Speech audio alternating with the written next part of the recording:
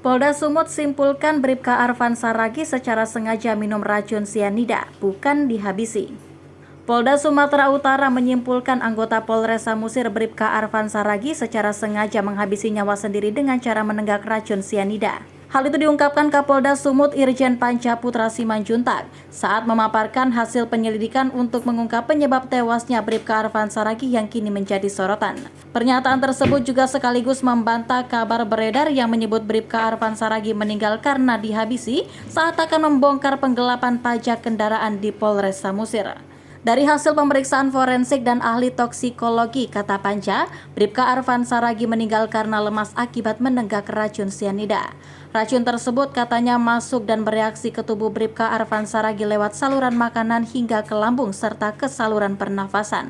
Kemudian disertai pendarahan pada rongga kepala akibat trauma tumpul.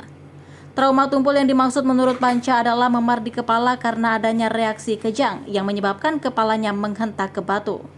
Didukung keterangan ahli khususnya ahli forensik, termasuk dukungan ahli toksikologi dan laboratorium forensik, disimpulkan penyebab kematian korban karena mengalami mati lemas akibat masuknya sianida.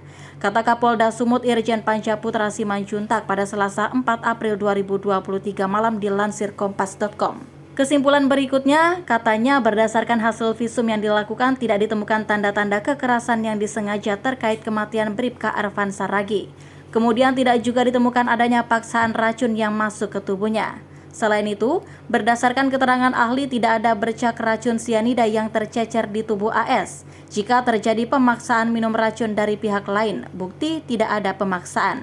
Termasuk waktu di TKP, tim mencari sianida lain yang tertinggal atau darah.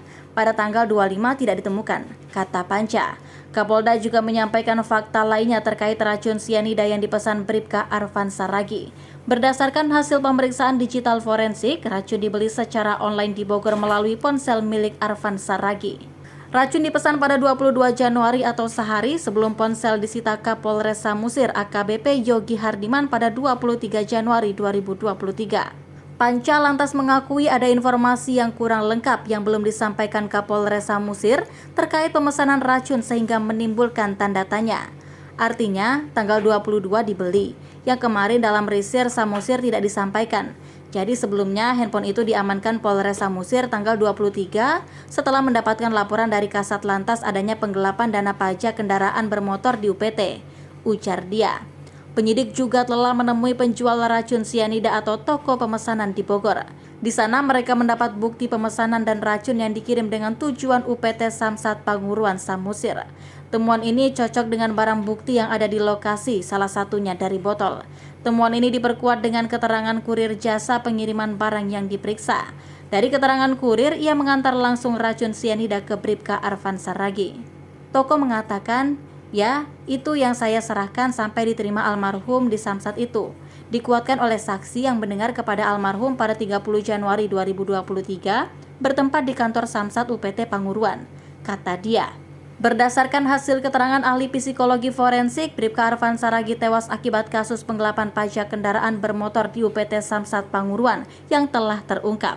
Sehingga sejak 19 Desember 2022, Arfan Saragih mulai mencari informasi tentang racun hingga cara menghabisi nyawanya. Tetapi, pengaruh psikologi satu dengan lainnya sangat dipengaruhi oleh masalah dan persoalan yang dihadapi, ujar Kapolda.